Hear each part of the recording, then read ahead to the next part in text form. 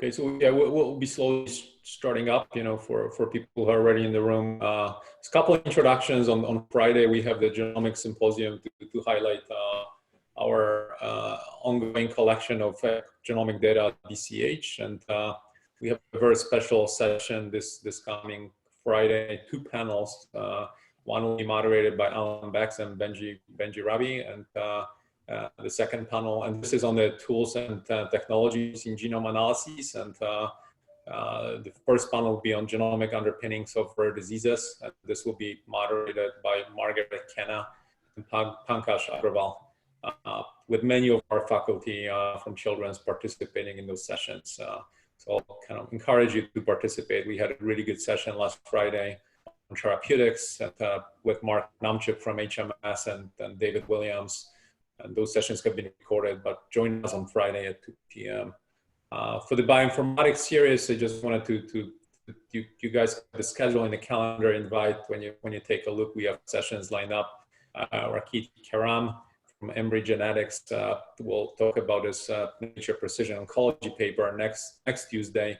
And then Tomasz Nowakovsky the following Tuesday from UCSF. We'll talk about a single cell epigenomics, also very, very recent paper, which has just been available in bioRXiv for now, but please join us for those 2 sessions. And a reminder that all the previous sessions have been recorded, are available, so take a look at the link that was provided in the calendar invite. So without further ado, we'll move forward to introducing the speaker right now. And I think we still have people joining in. Just 1 second here. So Dr. Mazumdar from BCH is going to take on right now and introduce the speaker for today's session. Thank you. Great. Hello, I'm Moithri Mazumdar. I'm a neurologist here at Boston Children's Hospital, and I direct the neuroepidemiology unit in the Department of Neurology. I have to say one of the most intriguing aspects of this, this new disease, COVID-19, has been the observation in studies that people have lost their sense of smell.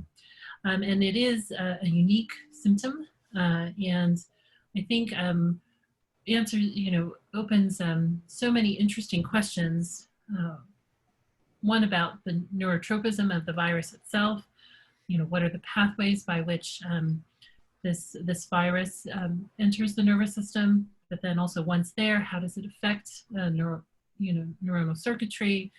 And also what this virus itself can teach us about pathways in the brain. And I'm so excited to hear this talk. We have here in our own campus at HMS a lab that's so well suited to take on this topic.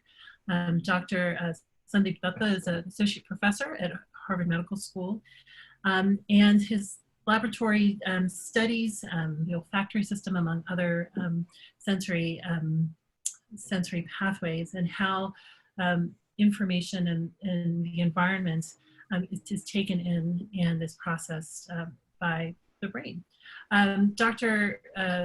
Datta comes from, he's at HMS, he's a graduate of Harvard Medical School, did additional training at Columbia, and has a very, very impressive CV that I won't go into in detail, but I'll just point out that he was a recipient in 2010 of the NIH Director's New Innovator Award.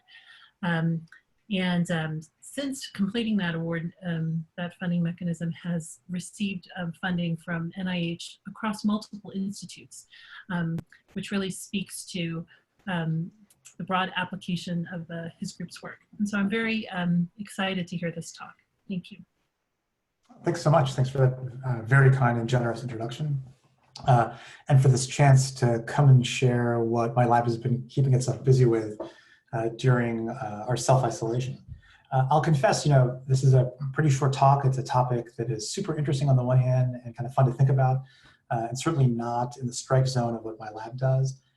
But it's been kind of a lucky opportunity for my lab to spread its wings and use some of what we know about the olfactory system to address a clinically relevant problem, which is, as was mentioned, the strong association between changes in the sense of smell and taste and the COVID-19 syndrome.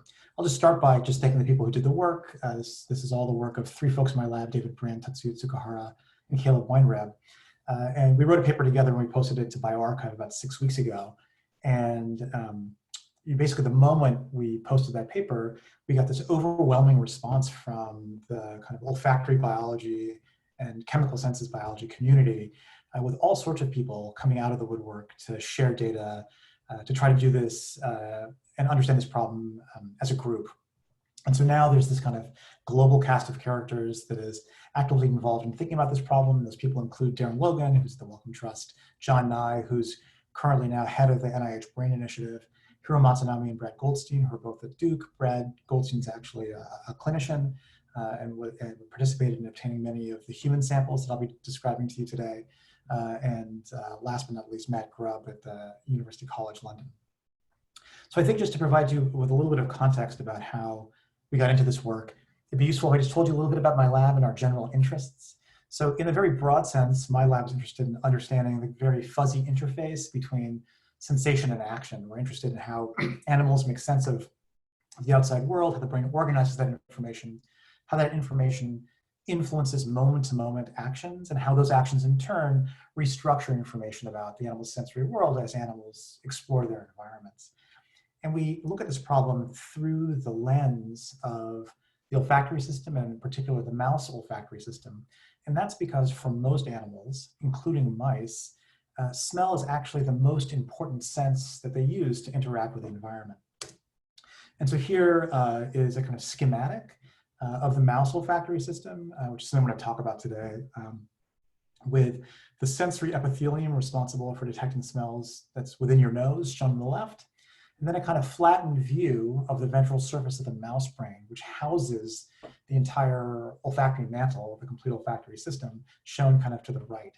And just a brief anatomy reminder, because it's going to come up in this talk, you know, odors are sensed because you sniff them up into your nose, which houses the sensory epithelial sheet, the olfactory epithelium.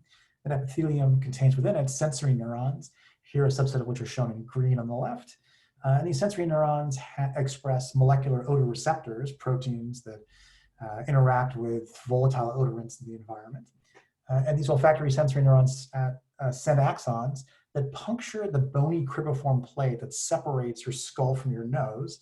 And these axons terminate in this kind of middle structure shown here called the olfactory bulb. The olfactory bulb is a kind of first processing station for olfactory information in your brain. And it distributes that information across a large number of higher brain centers, including the piriform cortex and your temporal lobe. And collectively, these centers are thought to be responsible for generating the kind of unitary odor percepts that we all have when we encounter smells, like the scent of coffee or the smell of a rose. So this is the kind of architecture of the system we're going to be talking about today. And just to give you a little bit of color as to the way that my lab thinks about this problem of the olfactory system and its relationship to circuit function and behavior, I'll just mention that we are interrogating this system at multiple different levels through the use of multiple different methodologies. We have a very active molecular program shown here on the left, in which we are attempting to identify new families of molecular receptors, genes that encode molecular receptors that live in your nose that are responsible for smell.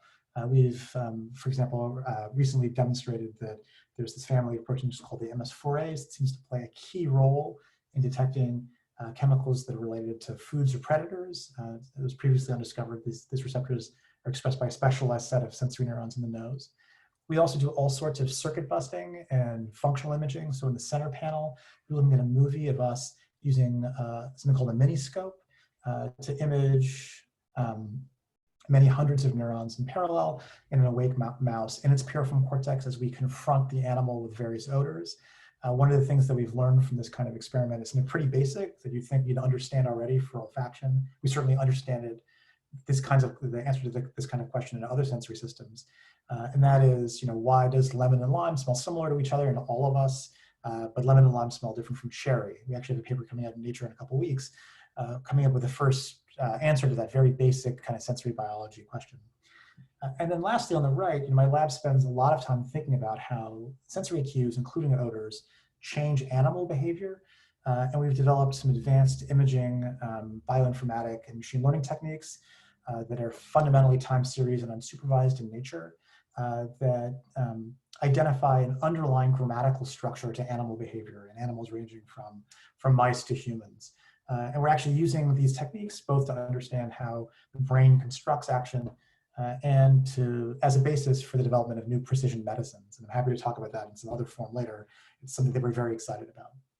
So the way we got into thinking about COVID, of course, related to the first part of what I described here on the left, our search for different families of molecular odor receptors in the nose. So as part of that quest, my lab has generated a very large single-cell sequencing data set for the mouse olfactory epithelium. And the folks in the lab who are working with that data set carefully, a year ago, curated data sets from the mouse, from macaque, from humans that have been published by others as well, both sequencing cells in the nose and sequencing cells in the olfactory bulb. And so in the lab, when COVID hit, we had this giant intact database, basically of all the known single-cell sequencing data for the peripheral and the initial stages of the central olfactory system.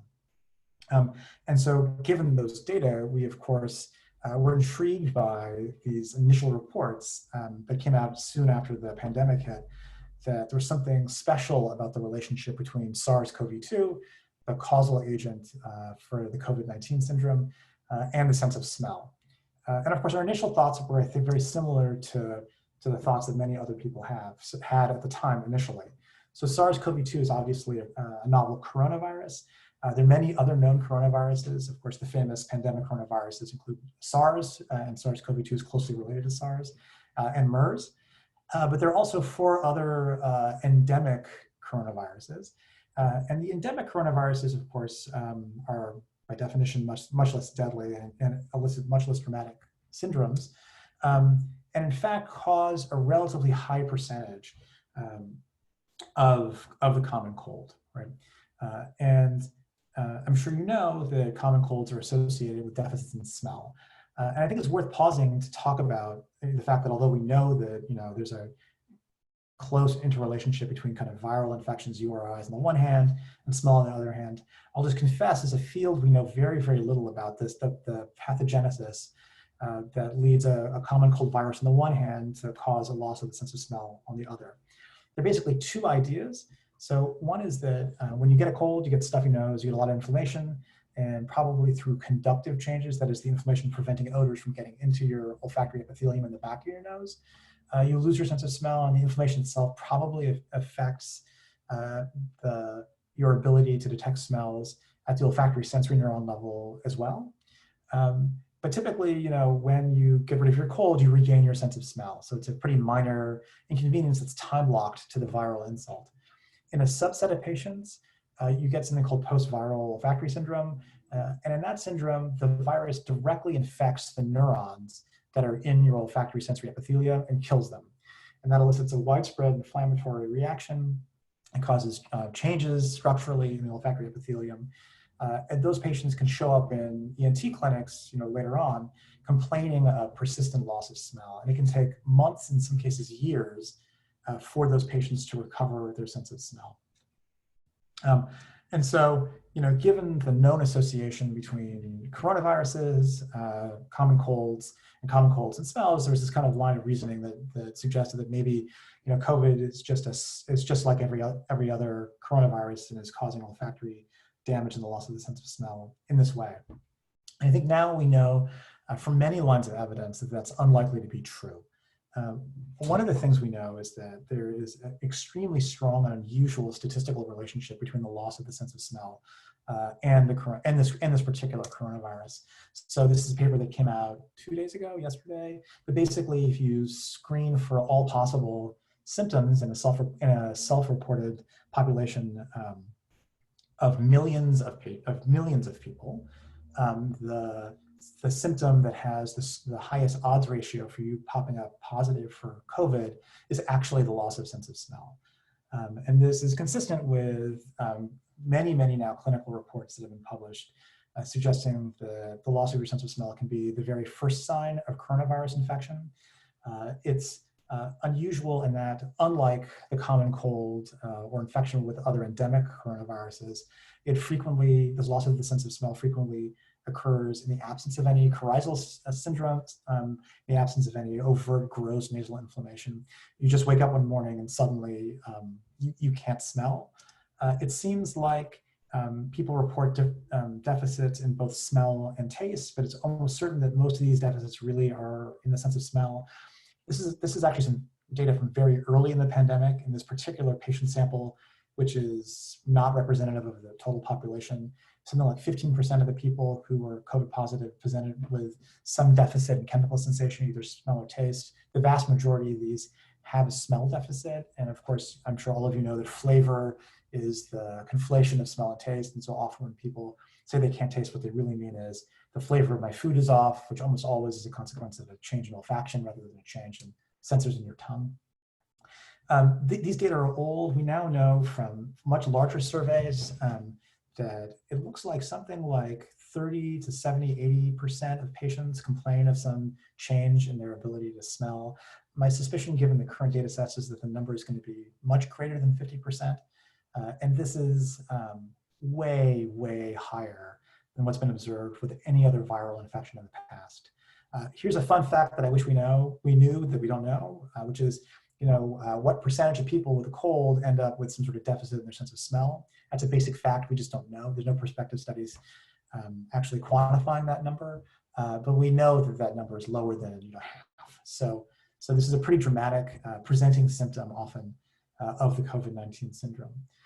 And another unusual thing about it is that you might imagine that given that it's not associated with the gross inflammation that causes the acute conductive deficits in the common cold, this might look like the post-viral syndrome associated with coronaviruses, where the endemic coronaviruses attack the sensory neurons in your nose directly. But what's interesting for COVID is that most people recover their sense of smell on time scales of short weeks. And that itself kind of suggests that SARS-CoV-2 really is using a different pathogenic mechanism than the conventional coronaviruses to alter your ability to interact with the chemical world. All right, so how can we think about this problem from a pathophysiological perspective? Well, of course, we did what everyone else is doing with their single-cell data sets, which is to look for expression of genes that are critical for SARS-CoV-2 cell entry, and to try to infer potentially targeted cell types based upon their expression of these particular cellular receptors and cell entry genes that are important for SARS-CoV-2 to infect specific cell types. I'll just mention one last thing. Sorry, I'll go back to the point in a second. But there's been a very limited amount of human imaging that has been done in patients that have lost their sense of smell. And nearly always the imaging is negative, so you don't see gross inflammation. You really don't see much of anything. Here is one CT showing that the very dorsal part of the olfactory epithelium seems to be inflamed in this particular COVID-infected patient with a loss of a sense of smell. And I'll get back to the fact that the most dorsal part of the epithelium appears to be the targeted subregion. Okay, so I'll get just turning back to what I was saying before. We can use inference to try to deduce which cell types might be targeted by SARS-CoV-2. I'm sure many of you are aware that there are two key genes that are thought to be involved in cell entry for SARS-CoV-2. The first is this membrane receptor expressed by normal cells called ACE2, which is angiotensin converting enzyme 2. The coronaviruses all are called coronaviruses because they express these spike proteins. They kind of spike out and give the virus a kind of crown-like appearance. And the spike protein, the S protein of SARS-CoV-2, is thought to bind directly to this ACE2 molecule, and it's thought that this ACE2 molecule is actually obligate for, in most if not all cases, for SARS-CoV-2 to infect a cell. After binding, it's thought that the spike protein is cleaved by a protease, which is expressed by the host cell. The identity for SARS-CoV-2 of the relevant protease is much more of a matter of discussion and debate than the identity of the ACE2 receptor. But the best candidate now, and probably the most likely candidate, remains this protein called TMPRSS2, although there are other possible proteases that can participate in the process. And so one thing that you can do, and it's thought that proteolytic cleavage of the spike protein exposes an epitope on the spike protein that enables cell fusion and cell entry. And so a thing that we have done and many other people have done have been to search through various single cell sequencing data sets to identify those cells that express ACE2 and TMPRSS2 to try to deduce what cells are relevant here. And this is a strategy that's been used successfully to identify in other organ systems what cells are likely targeted by SARS-CoV-2. So the nasal epithelium actually has two different components in it, in the human and in the mouse. It has a respiratory epithelial component, which is continuous along the entire respiratory tract, right from your nose through your trachea down into your lungs. And there's a number of different cell types that live in the respiratory epithelium. These include goblet cells and other secretory cells which secrete mucus, these ciliated cells that are thought to move that mucus around. And the function of the respiratory epithelium is largely thought to relate to the secretion of mucus, the movement of mucus, and humidifying of the air as it comes into your respiratory tract for presentation either to the olfactory epithelium or to the lungs. And the Human Cell Atlas, amongst other people, has done a fairly comprehensive survey of the expression of ACE2 and TMPRSS2 in the respiratory system, including the nasal respiratory epithelium, because obviously respiratory symptoms are such a prominent component of the COVID-19 syndrome. And so this is just a little bit of their data where they looked at human single cell sequencing data sets derived from the nose, from the airways, from the parenchyma of the lung.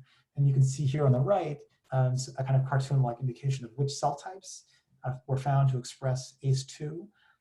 In the nasal respiratory epithelium, this includes high-level expression of ACE2 in goblet cells and ciliated cells that are involved in the generation and secretion of mucus. And if you go all the way down to the lung, ultimately you see ACE2 and alveolar type 2 pneumocytes, which are of course critical cells that are involved in oxygen exchange. And these data suggested that in the nose, in the respiratory system, actually the highest level of ACE2 expression occurs in the respiratory nasal epithelium. And that has suggested a model in which maybe your nose itself is a viral reservoir that essentially seeds the rest of your body with this virus. The olfactory epithelium, of course, contains completely different cell types because it's a sensory epithelium. I think there's 3, 4, maybe cell types that you need to know about for the purposes of this talk. The first are, of course, the olfactory sensory neurons, right? This is a population of mature neurons that lives outside of your brain in your nose itself. And as I mentioned, is responsible for sensing odors. Again, the axons of these neurons traverse the cribriform plate to talk to the olfactory bulb in the brain. There are critical support cells, I think, that are in this epithelium. Most prominently, the cell type called the sustentacular cell. And these cells are involved in defining the ion concentrations and water balance in this tissue. And because there are neurons that live in this tissue, those neurons, of course, in order to communicate with the brain, have to fire action potentials. And so those action potentials are critically dependent on extracellular water and ion concentrations. And because this tissue is bathed in very, very salty mucus, those ion concentrations are critical in order for this tissue to function. And so sustentacular cells define effectively those gradients. These Bowman gland cells are kind of the equivalent of the secretory cells in the respiratory epithelium. They're involved in secreting mucus. And last but not least, there's a population of neural stem cells that actually lives outside of your brain in your olfactory epithelium. This epithelium is, of course, exposed to the airspace, right? And is constantly being bombarded by debris and pathogens and getting damaged. And so it's thought that the average lifespan of a human olfactory sensory neuron is a couple months, which means that those neurons constantly have to be renewed, and then those neurons have to be rewired into your brain on an ongoing basis. And so the olfactory epithelium has long been used as a model for ongoing neurogenesis. And this population of stem cells called the horizontal or globose basal cells that are kind of at the bottom of this epithelium are the key stem cells that are responsible for renewing this tissue on an ongoing basis. And it's known that after viral infections, even specifically with the coronavirus, when the olfactory sensory neurons are killed via infection with like an endemic coronavirus, not SARS-CoV-2, that these stem cells kick into high gear, and that's what enables someone with post-viral syndrome to recover a couple months later. 2-3 months later, what's happened is basically the olfactory epithelium has rebuilt itself because of these stem cells that live at the base of the epithelium. Okay, so what happens if we look at single cell sequencing of the olfactory epithelium specifically? So on the top left, you're seeing, of course, a UMAP plot of single cell sequencing data derived from the olfactory epithelium.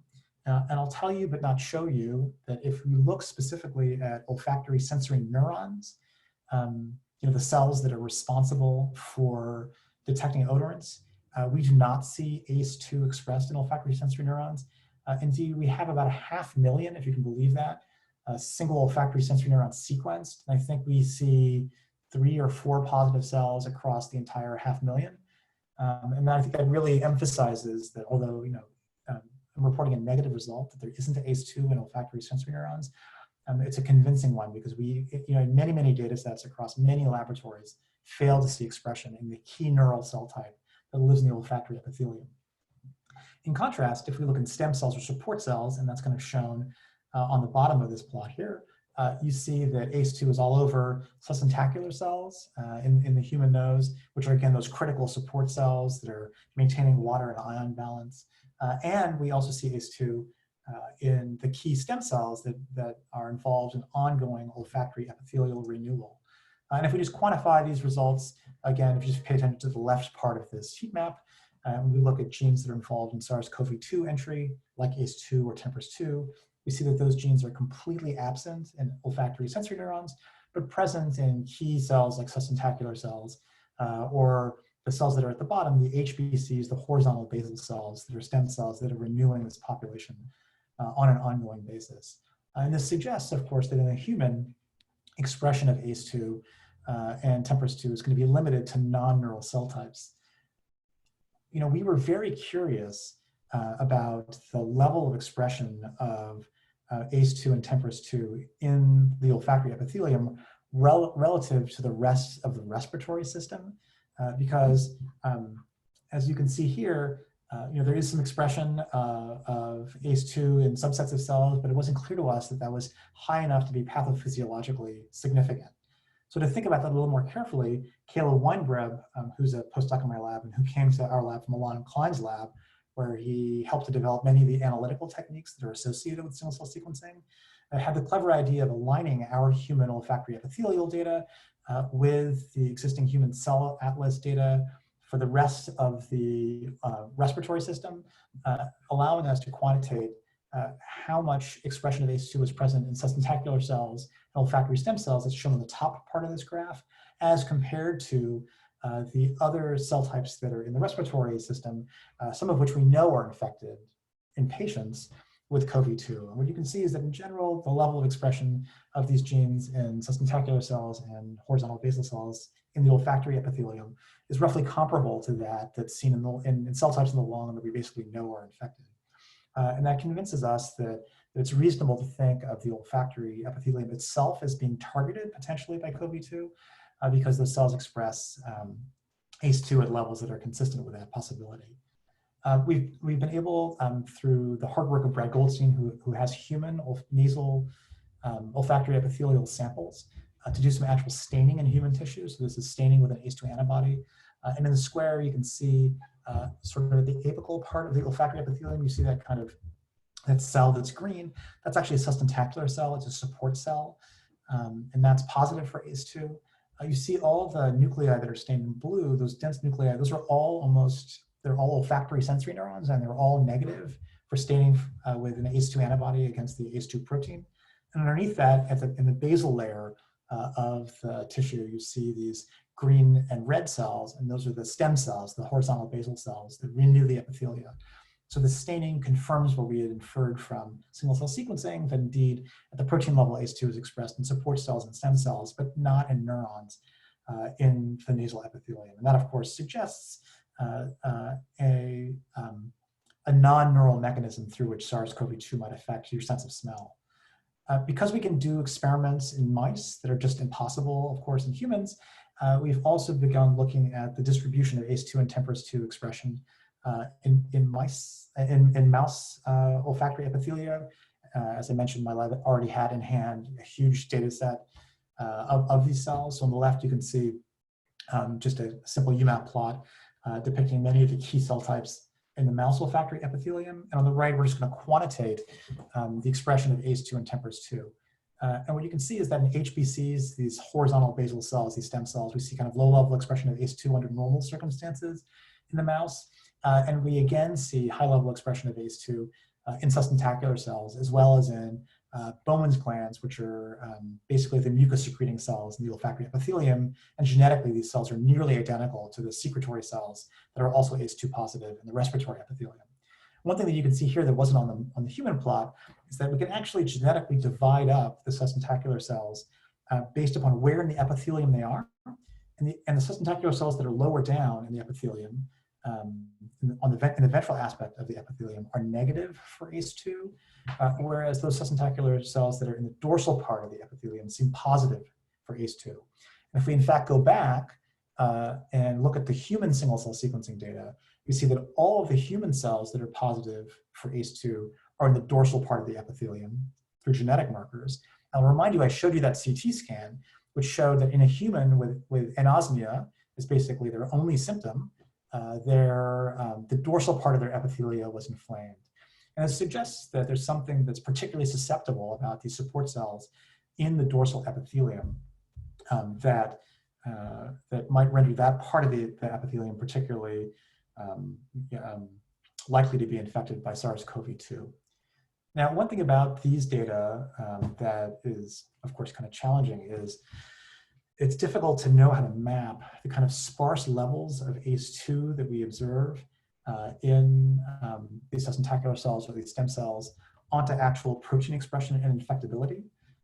That's always a challenge that can be because of biases in the various sorting procedures we use. We actually know for a fact, for example, that the 10x chromium platform is much more toxic to sustentacular cells than, say, Dropseq. And so we see very different things if we look at olfactory epithelia, where we've analyzed the data using Dropseq versus 10x. But luckily, we have antibodies against ACE2, and so we can begin to kind of look at the whole population level through an orthogonal method. And when we do that in the mouse, what we see is that basically all of the dorsal sustentacular cells in the mouse are positive for ACE2. And that's a powerful result because it explains how this apparently low level of ACE2 gene expression might translate actually into broad expression of a protein across a large swath of the olfactory epithelium. And you can see that at the top part of this image shown here. Just as a control, you can see that, as had been shown previously, subsets of cells in the respiratory epithelium are also possible for ACE2. And so this kind of leads you to the hypothesis that maybe there is kind of relatively low level gene expression for ACE2 across a large swath of the dorsal epithelium, but this low level gene expression translates into really penetrant expression of the protein, and thus that whole part of the epithelium might be targeted by the virus. I'll remind you that your nose has these sensory neurons, and these sensory neurons send axons through the cribriform plate in the base of your skull. So there's little holes in the base of your skull, right?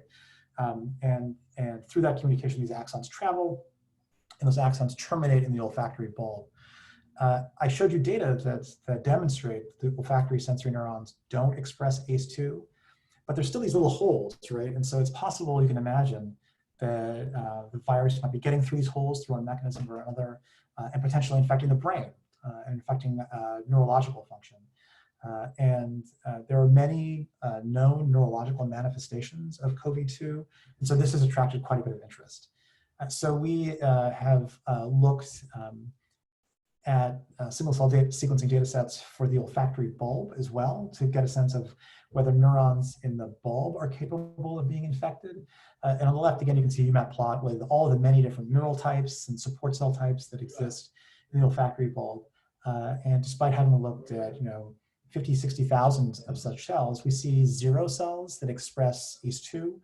But we do see lots of ACE2 expressed, as has been reported in other data sets, in vascular cells in the olfactory bulb, and particularly in pericytes, which are a critical cell type involved in establishing the blood-brain barrier, controlling neuroimmune responses, and control of blood pressure, which partially explains why they express, presumably, ACE2.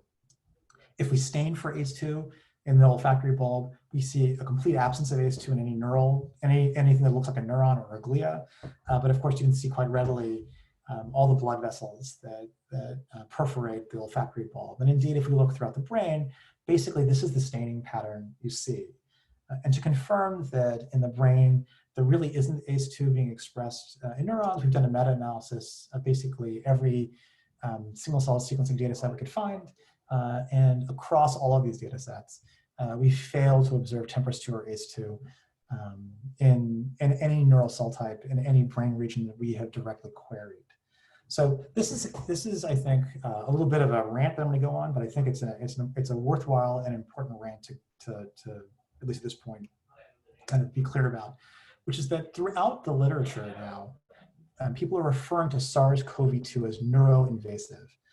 And they're saying this because it's clear that SARS-CoV-2 is associated with neurological symptoms, including anosmia most prominently, but also other symptoms as well.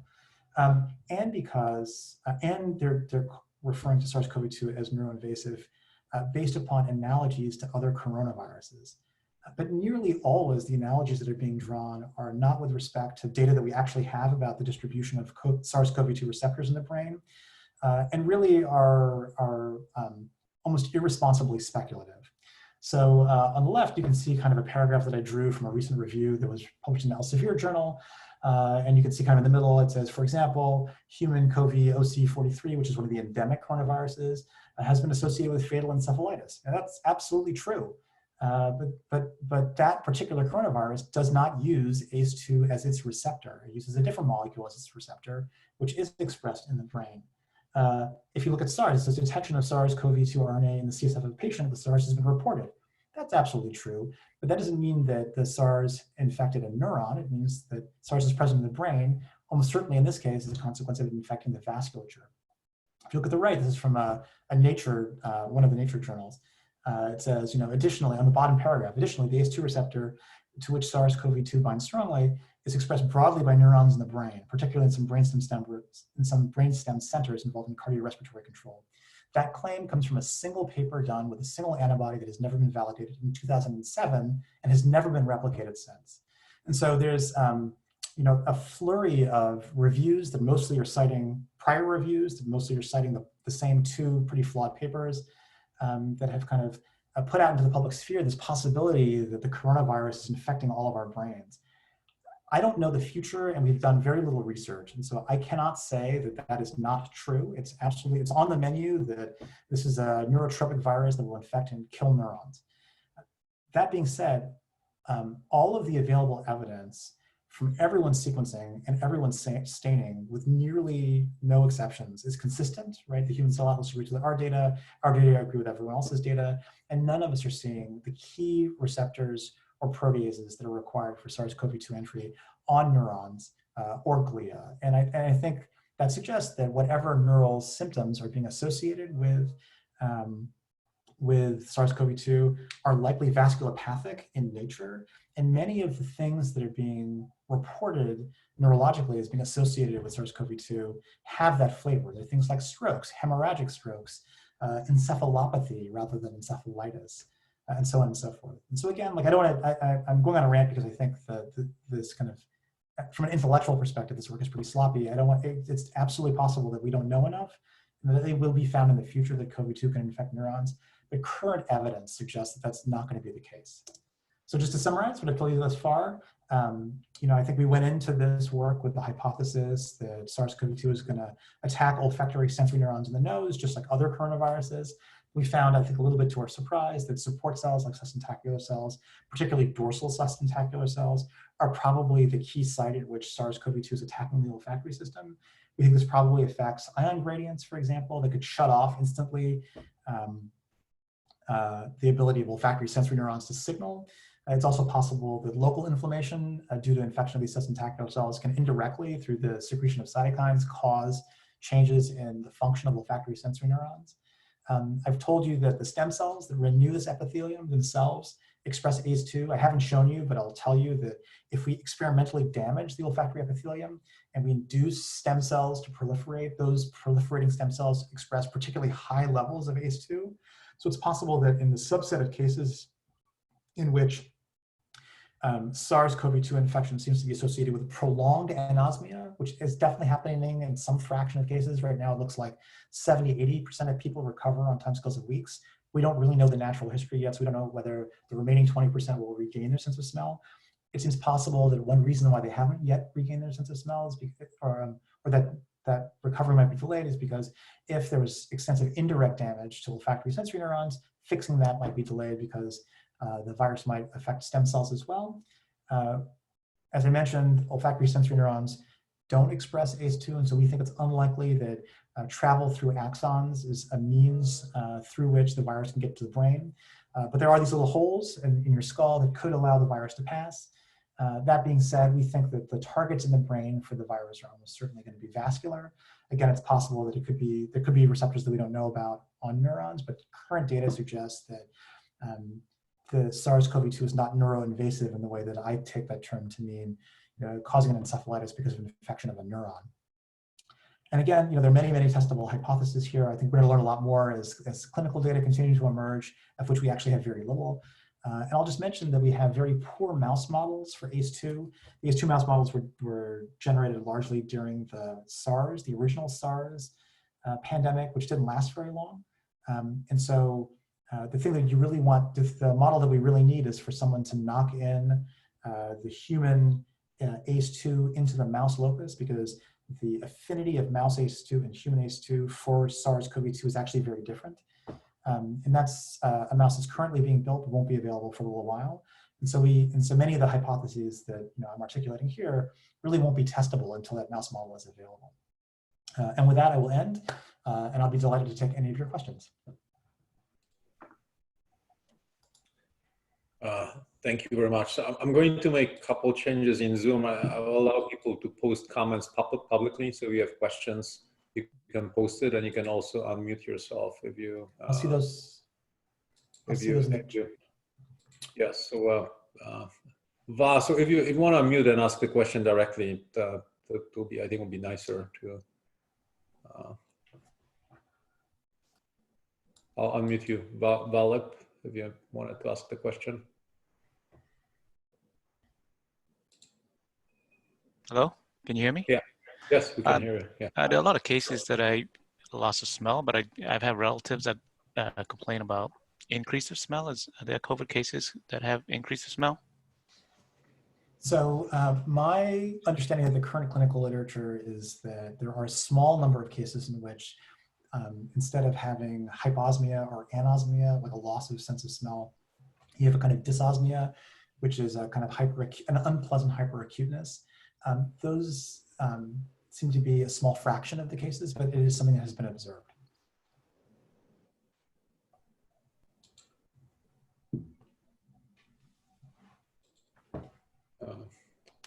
I don't know if Dr. Mazumdar is around to moderate the questions as well.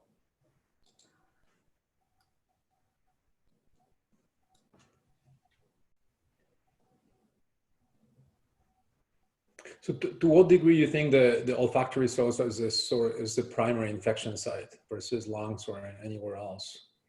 Yeah, I think that's a fabulous question. I mean, given the gene expression patterns, there's some possibility that the nasal respiratory epithelium is this kind of reservoir that then seeds the lungs and seeds your olfactory epithelium. So I realize it sounds kind of silly, but one thing that's probably at some point worth trying is just Scotch tape over your nose. Seriously, in susceptible communities, it's possible that actually that could be a primary way to prevent infection. It doesn't cost anything. So in kind of the world that I live in, people are floating the idea of running clinical trials like that, where you just pinch your nose and see whether you're protected. Oh, okay. In terms of testing, right, the people use smell. I did a quick search. It seems like in some army bases, people use smell as kind of a sign of infection, right? You mentioned this is early on in an infection, right? This might be before. Yeah, that's right. So that's actually becoming more and more common now with people using essentially kind of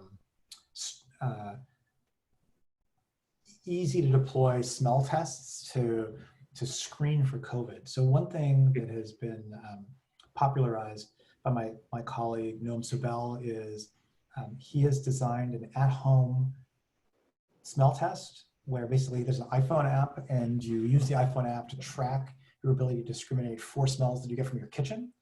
And that's shown to have actually quite a bit of predictive power if you actually transition to getting COVID. There are actually cops now on the street that are routinely asking people to smell noxious things in Europe as a primary screen to know whether they're interacting with someone who's likely to be COVID positive or not. It's a very unusual. It's a highly penetrant symptom. Much more, it's the first time perhaps ever that olfaction is relevant to a clinical problem, a real clinical problem. So we feel pretty good about it. But it's so people are using smell in lots of creative ways to track the disease at this point. Right. Thanks. Maybe separate kind of a topic. I have a question about the publication experience with BioRXiv versus regular journal. Jeff Lyer talking about it a long time ago. Just BioRXiv becoming the kind of automatic mode of deposition. How do you think this has changed in the current? This was my first BioRXiv paper ever. It felt like an appropriate first submission, right? Like given that it's essentially just articulating hypotheses. And what was great about it was that it had all the benefits that you'd expect a BioRXiv paper to have, which is that the community immediately read it, responded to it, and made the science much better immediately. Right? We were able to build this large consortium and revise the paper with much more data very quickly in a matter of days. And that's just not something that's possible with conventional roads to publishing. People have, so I had a very positive experience. That paper has been downloaded 24,000 times. So for me, it's like, so for me, it's like maybe the most read paper of mine ever. Who knows, right? So it's been particularly because it shows you can actually get recognition just by going into BioRXiv, right? Maybe one thing will emerge out of this epidemic is all we need, right, is BioRXiv before other journals. So have you submitted? Where is the paper with a regular publisher? So it's in review now. It's in review. So a little bit more delayed, right? Yeah, exactly. That's exactly right. So then I'm right. I mean, we would have had to wait all this time if we'd just gone the normal route. Right. Yeah. It's just amazing how much you can accelerate science, right? By being able to get the things immediately out. Yeah. Okay. Well, there are no other questions. Really appreciate your time today. I mean, thank you so much for having me. It was fun to share. Very timely. And, all right. And good luck to everyone. All right, take care. Thank you. Okay. Thanks. Bye.